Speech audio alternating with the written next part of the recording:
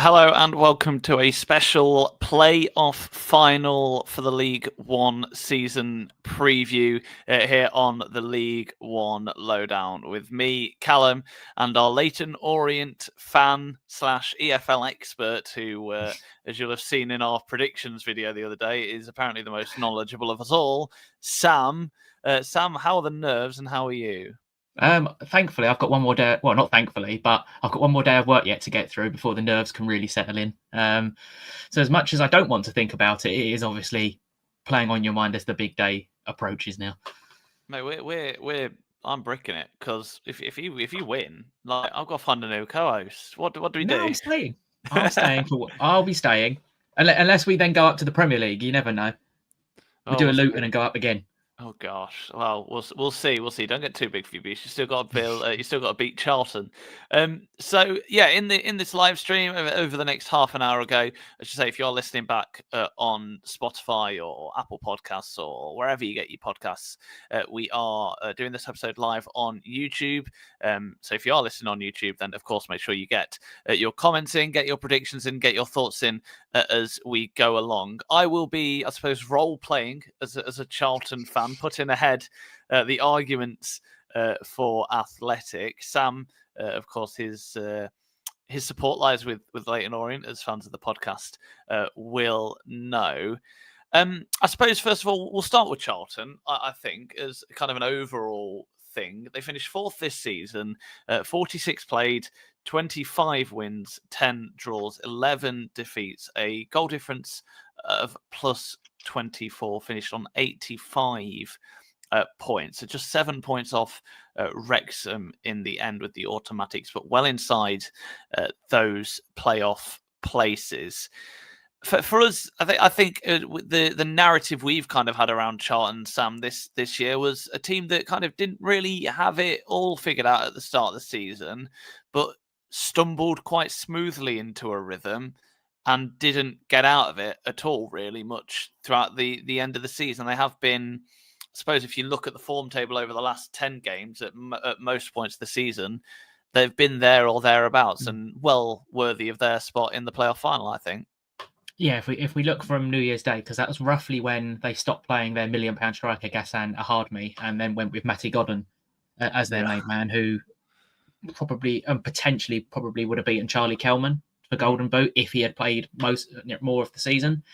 It was Charlton's home form that was particularly impressive. Of the 12 home games from January the 1st in the league, they've not lost. They've won 10, they've drawn 2, and they've only conceded the 6 at home. Contrary to their away form, though, which was 6 wins, 3 draws, and 4 losses with the 16 goals conceded and scored. So I don't really know what you class Wembley as. Would you class it as a home game? Because there's going to be, 38,000 Addicks fans there. Or would you class it as an away game because they're not at the Valley and their away form is patchy-ish, you could say. But whatever happens, it's going to be a really good atmosphere. Charlton sold out their allocation, I believe, before it even went on to general sale with 38,000, because they sold their initial allocation of 36,000 pretty quickly, and then got another 1,400. There's obviously been a bit of animosity from certain Charlton fans with regards to how Orient haven't sold their allocation out before it went to general sale compared to Charlton. But the argument I have is, well, you were in the Premier League 15, 16 years ago. Your stadium holds, 24,000 people. You've got 15,000 season ticket holders. We've got 4,500 season ticket holders around about. So swings around. Yeah.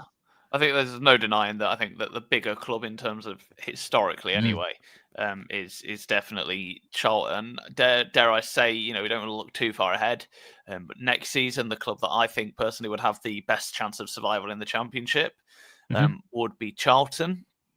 No offense to Leyton Orient, but obviously, well, you never know with the owners coming in. But we'll talk about them in a minute. As a rival, Sam, what has impressed you most about Charlton? Because for me, the one thing that's really weird is when you look at most of the teams in the top 6, top 7, I suppose, there's been one standout player. You can always kind of look at most of those teams and just think, they've been really good, or they are going to get in your team of the season.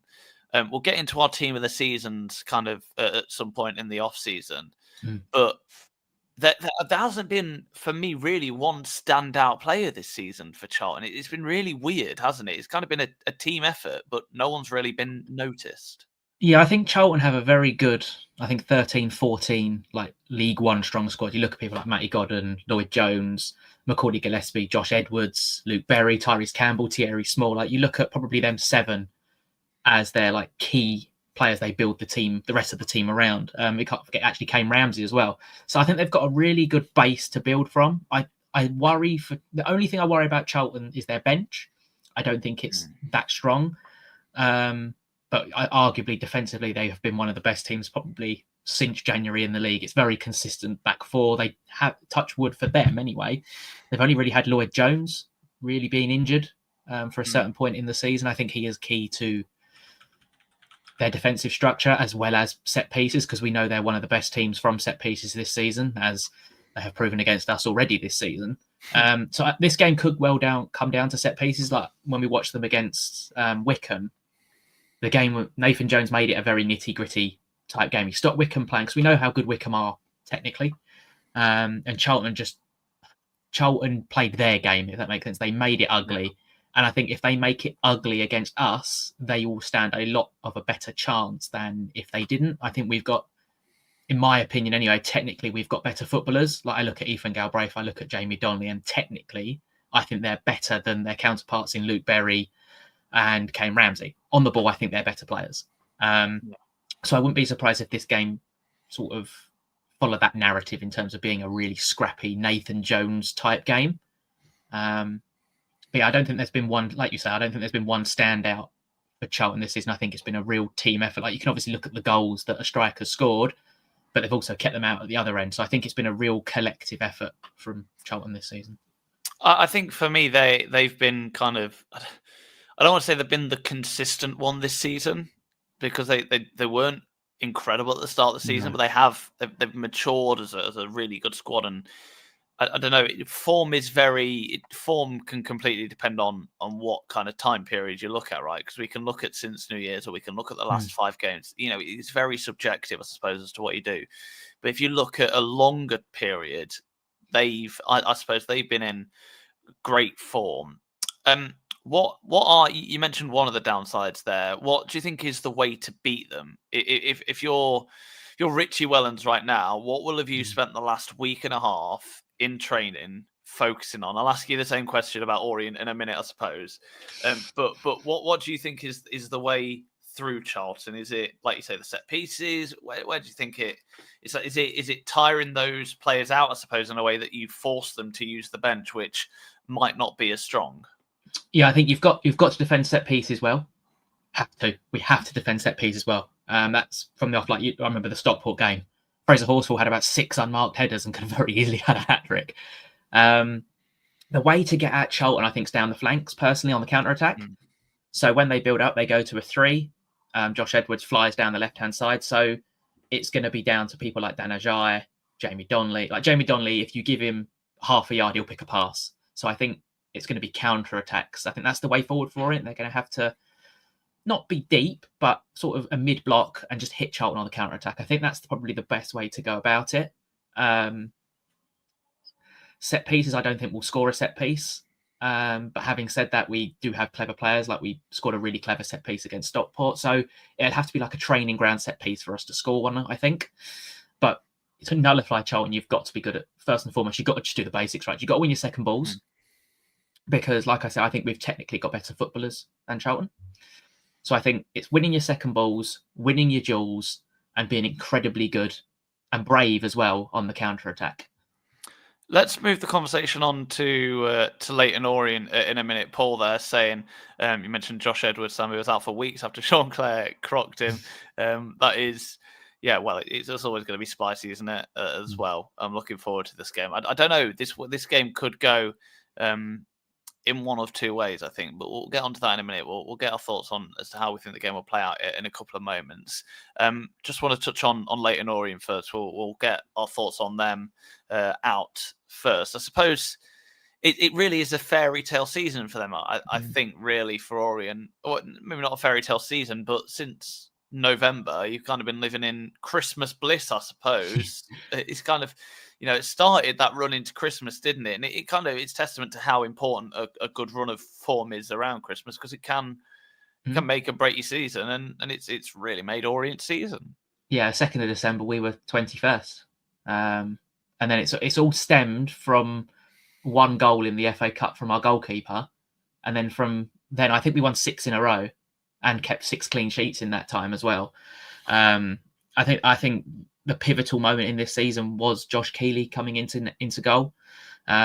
He struggled he had a couple of games where we had Wickham away and Northampton away where we struggled first and foremost, but since that FA Cup game against Oldham, we just haven't looked back really. I don't know if it was just a belief in the squad, like we can do this, and you build that momentum and that just continues.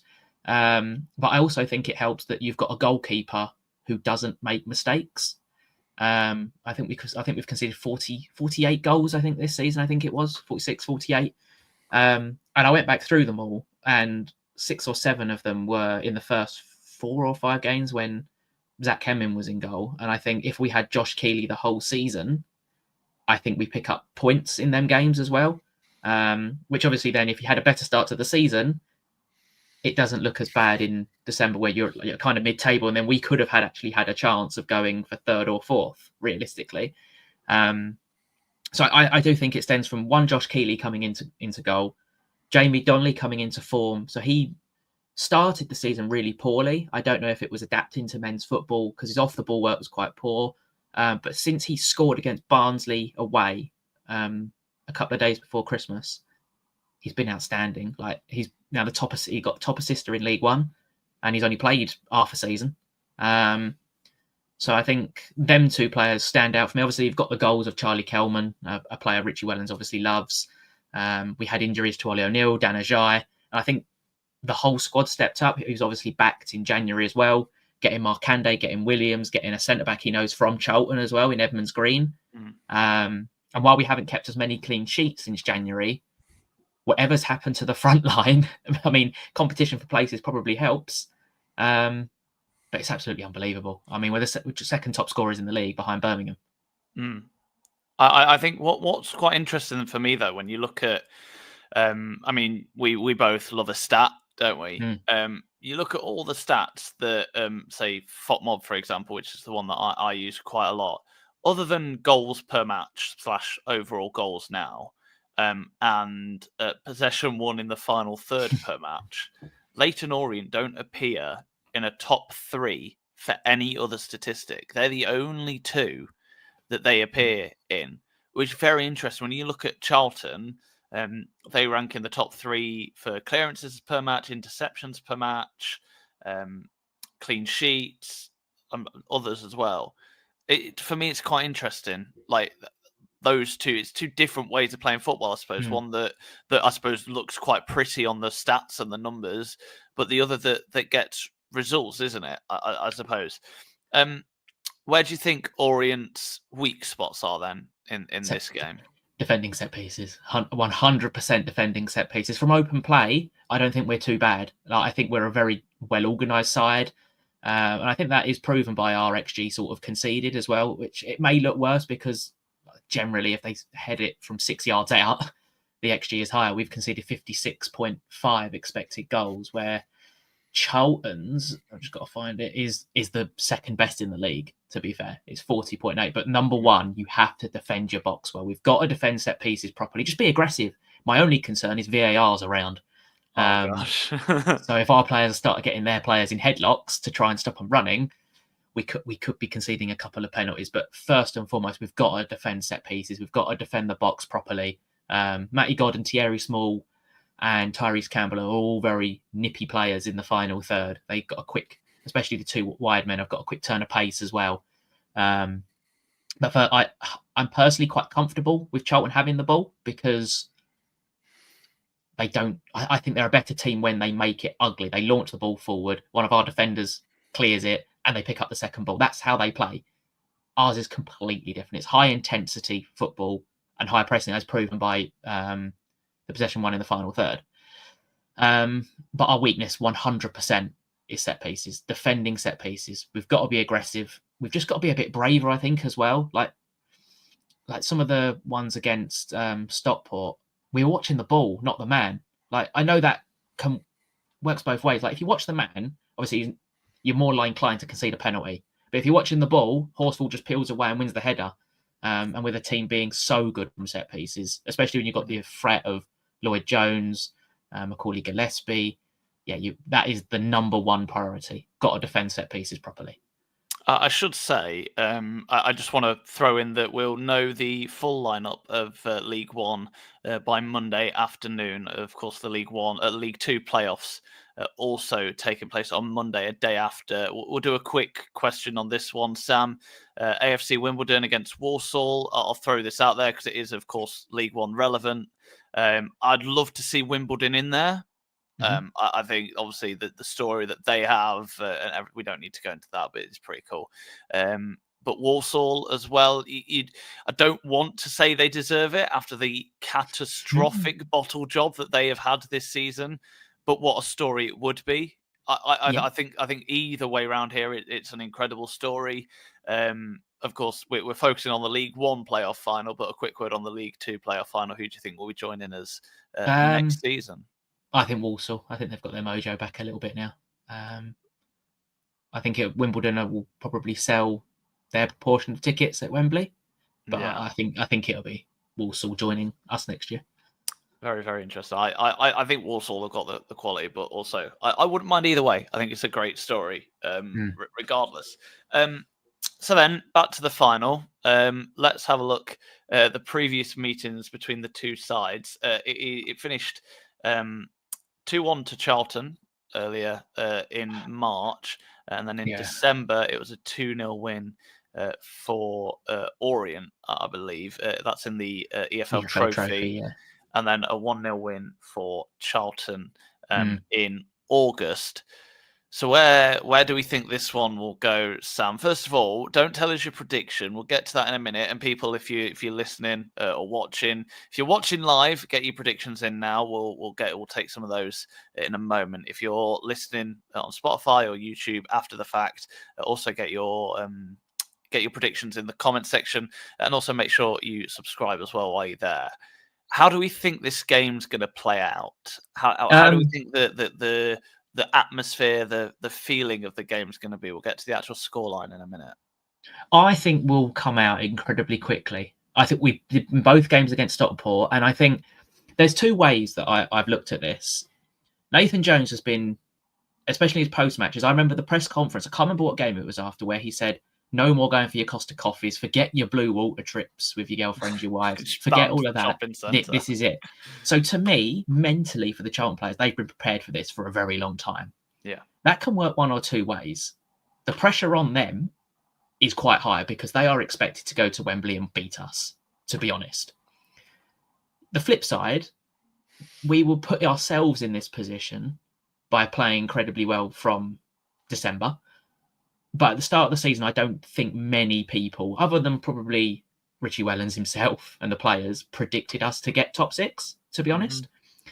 And I think last week, obviously, they all, I don't know if you saw it on Twitter, they all went to Portugal for a couple of days just to take their mind off the football. They still trained, but they all just went to Portugal for a couple of days.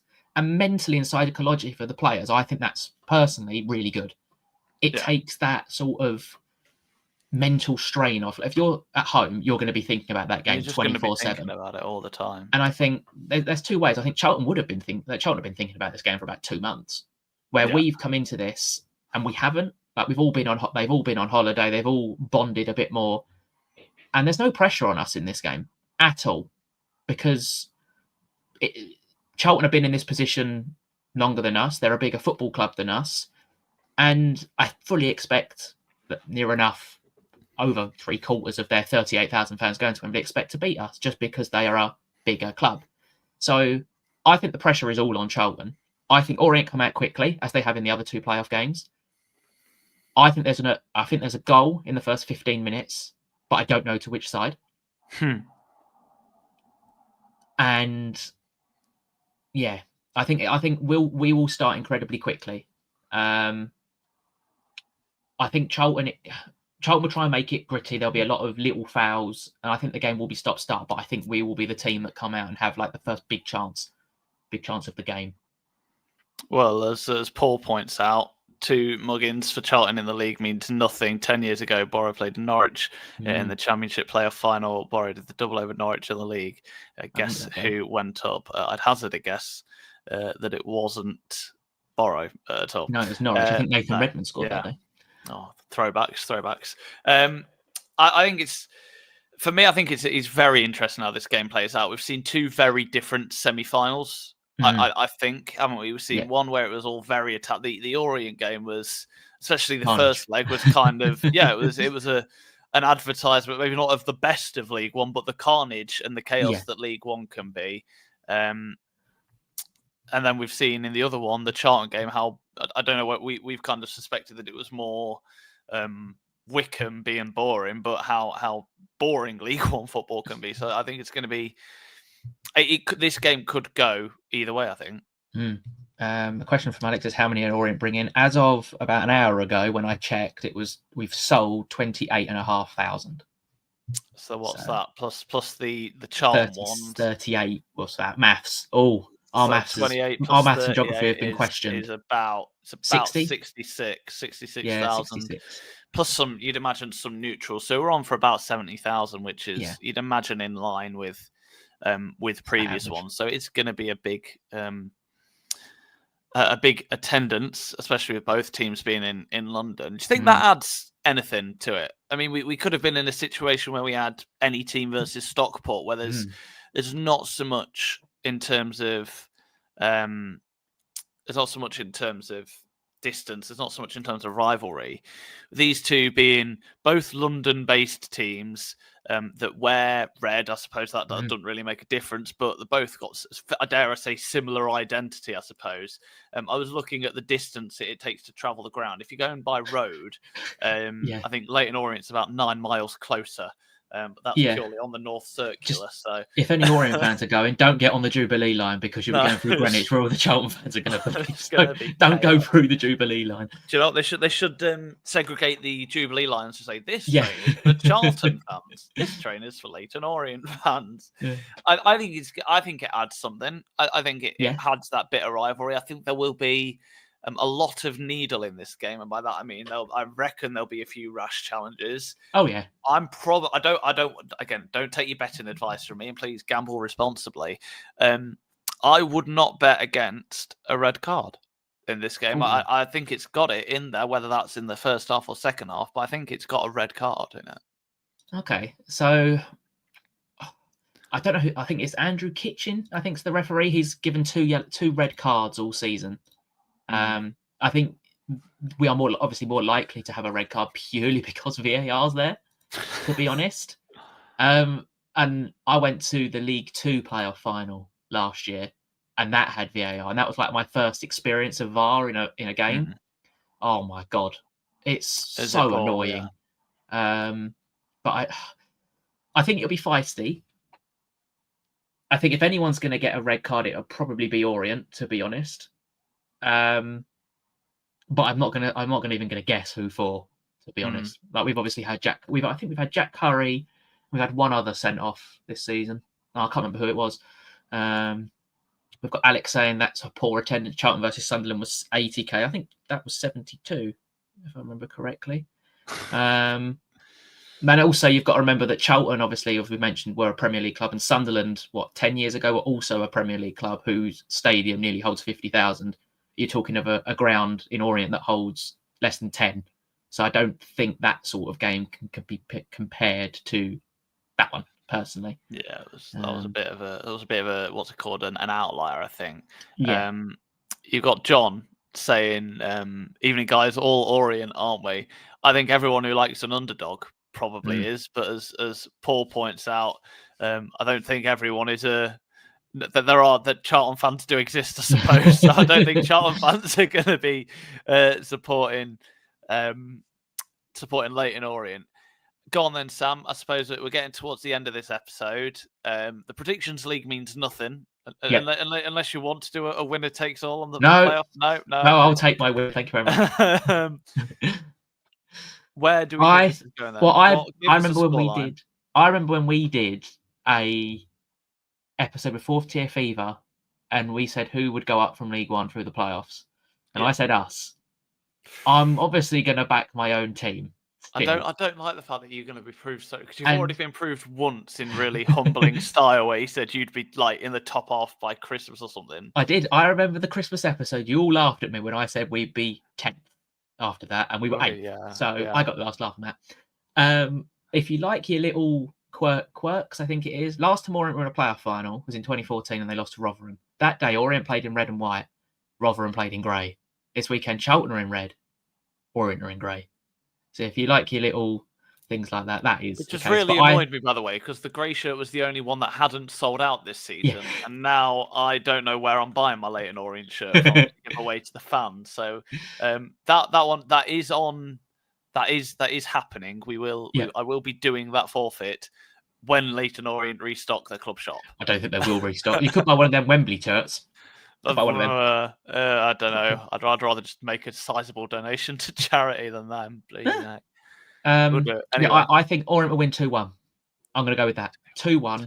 Orient will be 1-1 going into the final 15 minutes, and it will be Randell Williams off the bench to score the winner.